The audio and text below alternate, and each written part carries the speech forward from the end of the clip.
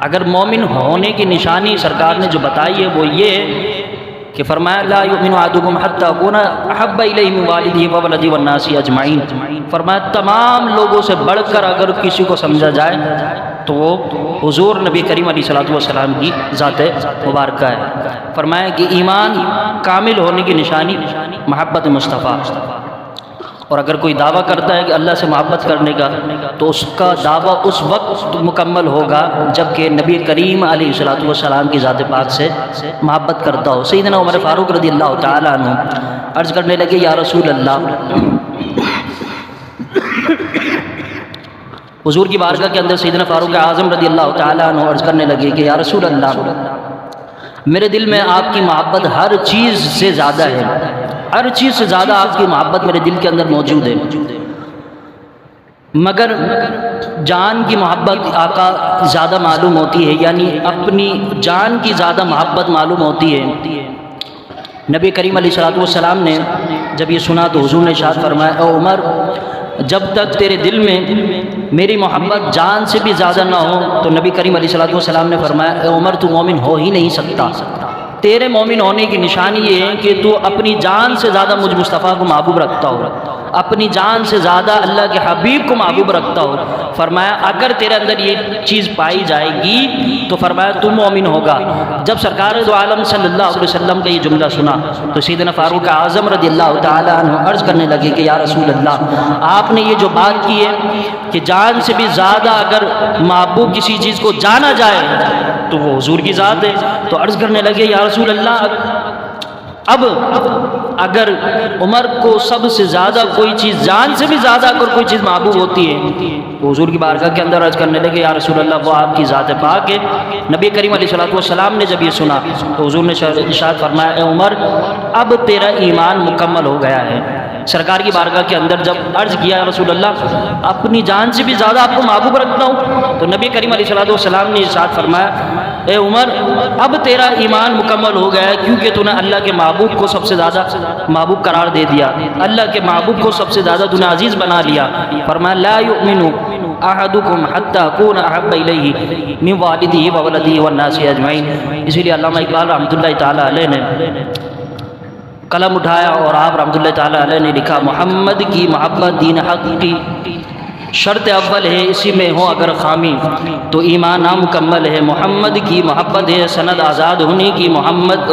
کی محبت ہے سند آزاد ہونے کی، خدا کے دامن توحید میں آباد ہونے کی۔ یعنی علامہ اقبال رحمۃ اللہ تعالیٰ علیہ فرماتے ہیں کہ یہ جو قرآن اور حدیث دونوں کو اگر ملا کر دیکھا جائے تو فرمایا محمد کی محبت ہی دین حق کی شرط اول ہے۔ یعنی اگر دین کی اگر کوئی شرط ہے، ایمان کی اگر کوئی شرط ہے پہلے تو علامہ اقبال فرما رہے ہیں کہ وہ حضور کی محبت ہے۔ فرمایا اگر حضور کی محبت سب سے پہلے ہے تو فرمایا اللہ رب العالمین بھی ان بندوں کو محبوب بنا لیتا ہے جو اللہ کے محبوب سے محبت کرنا شروع کر دیتے ہیں۔ اب یہ جو محبت کا جو پیمانہ ہے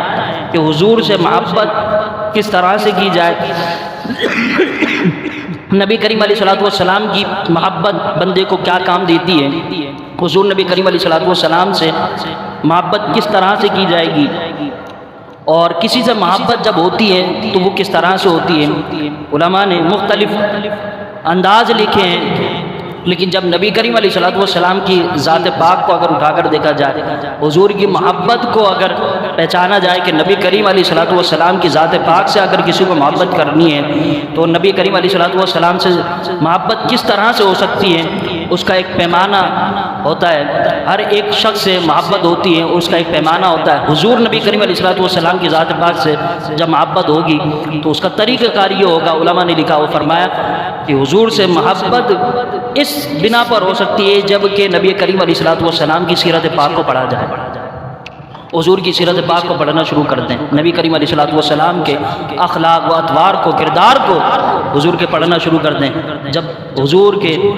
اخلاق و کردار و اطوار کو انسان پڑھنا شروع کر دے گا، مومن بندہ پڑھنا شروع کر دے گا تو اس کے دل میں محبت نبی کریم علیہ الصلوۃ والسلام کی بیٹھتی چلی جائے گی۔ دوسرا پیمانہ علماء نے بیان فرمایا، وہ فرمایا کہ اگر کوئی شخص نبی کریم علیہ الصلوۃ والسلام کی محبت کو اپنے دل میں اجاگر کرنا چاہتا ہو، اپنے دل میں بسانا چاہتا ہو، اپنے دل میں بٹھانا چاہتا ہو تو اس کا دوسرا پیمانہ علماء نے لکھا، فرمایا یہ ہے کہ وہ حضور نبی کریم علیہ الصلوۃ والسلام کی ذات پاک پر درود پڑھنا شروع کر دے، نبی کریم علیہ الصلوۃ والسلام کی بارگاہ میں گلہ عقیدت پیش کرنا شروع کر دے، حضور کی بارگاہ میں صلاۃ والسلام پڑھنا شروع کر دے، حضور کی بارگاہ کے اندر درود کی کثرت کیا کرے۔ فرمایا جب یہ کرتا ہے تو اللہ رب العالمین اس بندے کو حضور کی محبت عطا فرما دیتا ہے۔ دوسرا پیمانہ علماء نے لکھا۔ تیسرا پیمانہ علماء نے لکھا کہ کسی ولی کی صحبت اختیار کرنے سے بھی نبی کریم علیہ الصلوۃ والسلام کا عشق بندے کے دل میں بیٹھ جاتا ہے، یہ بھی علماء نے لکھا۔ فرمایا یہ چیزیں ہیں جو کہ حضور نبی کریم علیہ الصلوۃ والسلام کی ذات پاک کی محبت بندے کے دل میں بٹھا دیتی ہے، اور وہ کیا ہے؟ فرمایا پہلی چیز سیرت مصطفیٰ، نبی کریم علیہ الصلوۃ والسلام کا اخلاق و اطوار و کردار، حضور نبی کریم علیہ الصلوۃ والسلام کے معجزات، حضور نبی کریم علیہ الصلوۃ والسلام کی شفقت و رحمت، یہ تمام چیزیں حضور کی سیرت کے اندر آتی ہیں۔ فرمایا یہ پڑھو تمہارے دل کے اندر عشق مصطفیٰ سما جائے گا، حضور کی بارگاہ کے اندر درود پڑھو تمہارے دل کے اندر عشق مصطفیٰ سما جائے گا، حضور کی بارگاہ کے اندر کثرت کے ساتھ درود کا نذرانہ پیش کرو، اللہ رب العالمین اس درود پاک کی کثرت سے تمہارے دلوں کے اندر عشق مصطفیٰ بٹھا دے گا۔ حضور کی بارگاہ کے اندر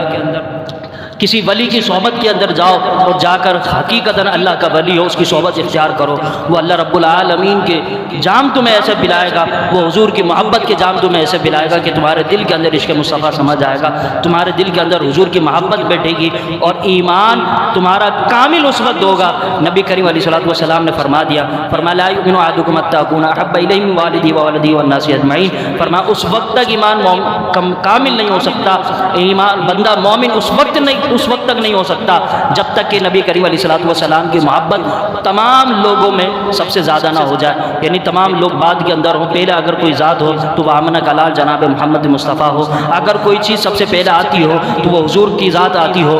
اٹھنے بیٹھنے چلنے پھرنے ہر چیز کے اندر نبی کریم علیہ الصلوۃ والسلام کی ذات پاک کو آگے رکھتا ہو۔ اگر اس طرح سے محبت بندہ حضور سے کرتا ہے تو حضور کا فرمان عالی شان ہے، فرمایا میں مصطفیٰ گارنٹی دیتا ہوں کہ اس کا ایمان کامل ہو چکا ہے۔ یہ نبی کریم علیہ الصلوۃ والسلام نے ارشاد فرمایا۔ حضور کی عشق سے بندے کو کیا صلہ ملتا ہے، بہاریں کیا ملتی ہیں؟ حضور کے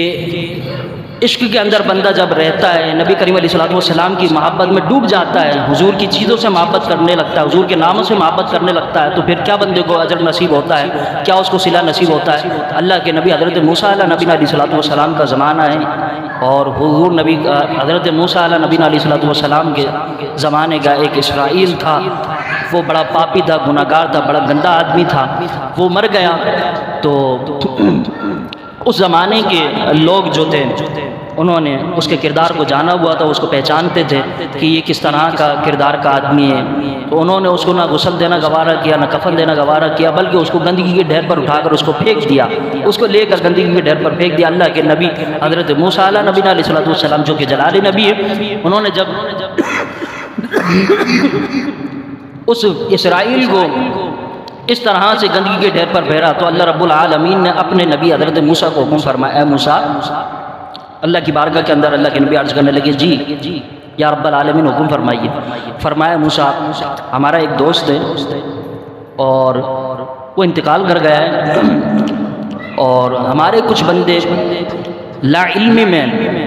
اس کو اٹھا کر گندگی کے ڈھیر پر پھینک کر آ گئے ہیں، تم اسے اٹھاؤ اور وہاں سے اٹھانے کے بعد اس کو لے جاؤ اور اس کو غسل دو، کفن دو، اور اس کا نماز جنازہ پڑھو اور اس کو دفن کر دو۔ اللہ کے نبی جب پہنچے اس جگہ پر جہاں اللہ رب العالمین نے حکم فرمایا، تو جا کر دیکھا کہ جس بندے کا اللہ رب العالمین نے حکم دیا تھا وہ بڑا پاپی تھا، گناہ گار تھا، لوگ اس کے لیے گواہی دے رہے تھے۔ حضرت موسیٰ نے جب اسے غسل کفن دینا شروع کیا، سارے معاملات کرنا شروع کیے، تو لوگ آ کر گواہی دینے لگے، موسیٰ تم اس کو غسل کفن دے رہے ہو، حالانکہ اس کا کردار ایسا تھا، اس کے معاملات ایسے تھے۔ اللہ کے نبی کی طرف جب گواہیاں گئی تو اللہ کے نبی حضرت موسیٰ اللہ کی بارگاہ کے اندر ہاتھ اٹھانے لگے اور عرض کرنے لگے، اللہ یہ تیرے بندے گواہی دیتے ہیں، بڑا پاپی گناہ گار تھا، اور تو نے مجھے حکم دیا کہ اس کے جنازہ اس کے دیگر معاملات کرو۔ تو اللہ کے نبی کی طرف اللہ رب العالمین نے حکم فرمایا، ہاں ہاں موسیٰ یہ تھا تو بڑا پاپی، یہ تھا بڑا گناہ گار، لیکن اس کی ایک ادا ہمیں بڑی پسند آئی۔ اللہ کی بارگاہ کے اندر موسیٰ علیہ نبی علیہ الصلوۃ والسلام عرض گزار ہوئے، یا اللہ وہ کون سی ادا تھی کہ تجھے اتنی پسند آ گئی کہ اللہ کے نبی کو حکم دے دیا کہ جاؤ جا کر اس کا جنازہ پڑھو، اس کو غسل کفن دو، اس کے معاملات کرو۔ مجھے حکم دے دیا۔ تو اللہ کے نبی نے جب یہ عرض کیا مولا ایسی کیا بات تھی اس کے اندر، تو اللہ نے فرمایا موسیٰ یہ تھا تو بڑا پاپی لیکن اس کی ایک ادا ہمیں بڑی پسند آئی۔ فرمایا مولا کیا؟ فرمایا جب یہ تورات پڑھتا نا تو اس تورات کے اندر ہمارے پیارے محبوب صلی اللہ علیہ وسلم کا نام پاک ہوتا، اس نام پاک کو جب یہ پڑھتا کہ محمد، فرمایا موسیٰ یہ تھا تو اسرائیل لیکن جب یہ ہمارے محبوب کا نام پڑھتا تو نام پڑھ کر چومتا بھی تھا اور درود بھی پڑھتا تھا۔ فرمایا موسیٰ یہ چومتا بھی تھا درود بھی پڑھتا تھا۔ اللہ کے نبی حضرت موسیٰ علیہ نبی علیہ السلام نے جب یہ سنا کہ یہ حضور کا نام پاک سنتا بھی پڑھتا بھی اور دیکھ کر اس کو چومتا بھی تورات میں، تو اللہ کے نبی حضرت موسیٰ علیہ نبی علیہ السلام کی طرف وہی فرمایا جاؤ موسیٰ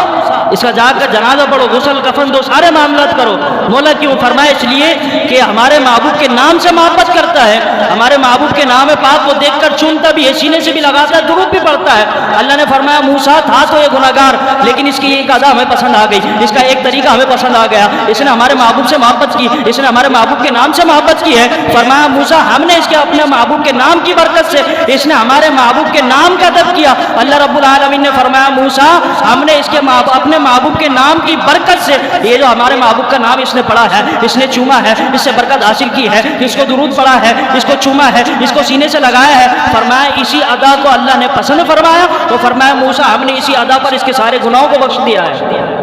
فرمایا موسیٰ ہم نے اس کے سارے گناہوں کو اسی بنیاد پر بخشا کہ اس نے ہمارے محبوب سے محبت کی، ہمارے محبوب کے نام سے محبت کی۔ اب فرمایا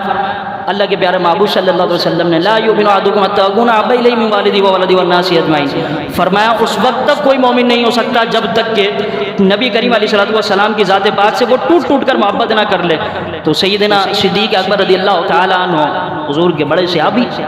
جل القدر صحابی، ابھی آپ کے والد واجد مسلمان نہیں ہوئے، ابھی اسلام لے کر نئے، سیدنا صدیق اکبر اسلام قبول کر گئے۔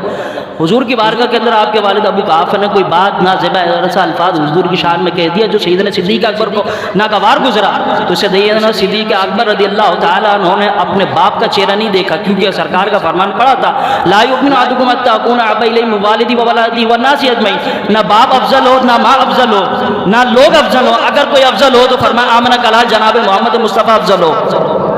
جناب آمنہ کا لال جناب آمنہ محمد مصطفیٰ افضل ہو، کوئی افضل نہ ہو، باپ بھی افضل نہ ہو نہ ماں افضل ہو۔ سیدنا صدیق اکبر رضی اللہ تعالیٰ عنہ نے جب یہ دیکھا کہ ابو قحافہ میرا باپ، ابو بکر صدیق کا باپ حضور کی بارگاہ کے اندر نازیبہ الفاظ کہہ رہا ہے، گستاخیاں کر رہا ہے، بری بات کہہ رہا ہے، سیدنا صدیق اکبر نے گوارا نہیں کیا، فوراً ہاتھ کا مکہ بنایا، وہ اپنے باپ کے چہرے پر مارا، وہ چہرے پر مارنے کے بعد سرکار کی بارگاہ کے اندر حاضر ہوئے، عرض کرنے لگے یا رسول اللہ، سرکار کی بارگاہ کے اندر آ گئے، میرے مصطفیٰ لجپال نبی کی بارگاہ کے اندر سیدنا صدیق اکبر پہنچے، واقعہ سنایا، نبی کریم علیہ السلام فرمانے لگے اے ابو بکر ذرا اتنا تو بتا کیا تو نے واقعی ایسا کیا ہے؟ وہ مجھ مصطفیٰ کی بارگاہ کے اندر گستاخی کر رہا تھا، تیرا باپ گستاخی کر رہا تھا، تو نے اپنے باپ کا چہرہ نہیں دیکھا، تو نے مکہ اٹھایا، مکہ اٹھا کر اپنے باپ کے چہرے پر مار دیا، کیا واقعی تو نے ایسا کیا ہے؟ نبی کریم علیہ السلام کی بارگاہ کے اندر سیدنا صدیق اکبر عرض کرنے لگے جی ہاں یا رسول اللہ، وہ آپ کی بارگاہ کے اندر بڑی گستاخیاں کر رہا تھا، وہ کوئی نازیبہ الفاظ کہہ رہا تھا، یا رسول اللہ مجھ سے برداشت نہیں ہوا، آقا ہم سے برداشت نہیں ہوا کہ آپ کی بارگاہ کے اندر کوئی گستاخیاں کرے، آپ کی بارگاہ کے اندر کوئی غلط الفاظ کہے